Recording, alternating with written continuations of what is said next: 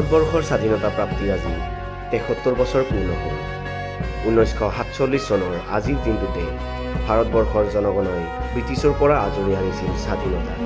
প্ৰতিষ্ঠা কৰা হৈছিল গণতন্ত্ৰৰ ভেটি, গঢ়ি তোলাৰ প্ৰয়াস কৰা হৈছিল সাৰ্বভৌমত্ব।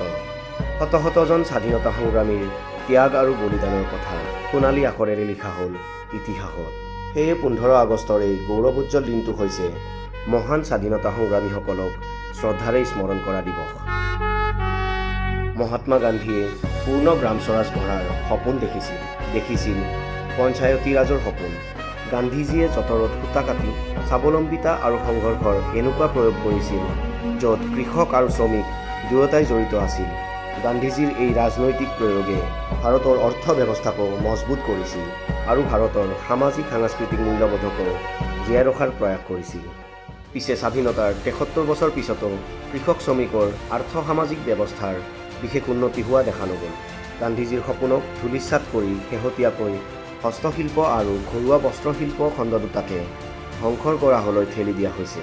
বন্ধ কৰি দিয়া হৈছে অল ইণ্ডিয়া হেণ্ডলুম বোৰ্ড আৰু অল ইণ্ডিয়া হেণ্ডিক্ৰাফ্ট বোৰ্ড, যি হস্তশিল্প আৰু বস্ত্ৰশিল্প খণ্ডৰ সৈতে ভাৰতৰ ৩,৫০ লাখ লোক জড়িত, যিটো খণ্ডত ভাৰতৰ প্ৰায় ৬০ লাখ শ্ৰমিক আৰু প্ৰায় ৩০ লাখ ঘৰুৱা উদ্যোগ জড়িত।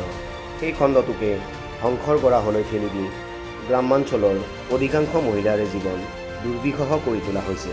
লক্ষণীয় যে হস্তশিল্প আৰু বস্ত্ৰশিল্প উদ্যোগত সামগ্ৰী ৰপ্তানিত ভাৰতৰ স্থান পৃথিৱীৰ ভিতৰতে দ্বিতীয়। এই ৰপ্তানিত ভাৰতে বছৰি লাভ কৰে প্ৰায় ৩ লাখ কোটি টকা। পিছে এই বৃহৎ খণ্ড দুটাৰ বাবে বাজেট নিৰ্ধাৰণ কৰা হয় অতি নগণ্য পৰিমাণৰ। ২০১৩-২০১৪ চনৰ এই বাজেট আছিল ৭,০০০ কোটি আৰু ২০২০ চনত এই বাজেট ৩,৫০০ কোটি টকা মাত্ৰ।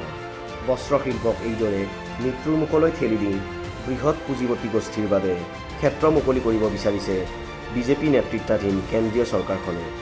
কেৱল বস্ত্ৰশিল্প আৰু হস্তশিল্পৰ ক্ষেত্ৰতেই নহয়, কৃষিখণ্ড আৰু কুটিৰ শিল্প খণ্ডটোকো পুঁজিপতিৰ হাতত তুলি দি পংগু কৰিব বিচৰা হৈছে দেশৰ জনগণক। পূৰ্বতে ইষ্ট ইণ্ডিয়া কোম্পানীয়ে ভাৰতভূমিৰ পৰা লুণ্ঠন চলাইছিল।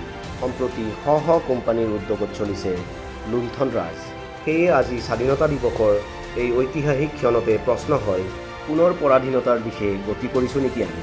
মহাত্মা গান্ধীয়ে কোৱা এই অপ্ত বাক্যটোৱে হয়তো সত্য হ'বলৈ গৈ আছে। স্বাধীনতা বাৰু আমি পাই যাম, কিন্তু ইয়াৰ অৰ্থ এইটো নহয় যে আমি দাসত্বৰ পৰা মুক্তি লাভ কৰিম।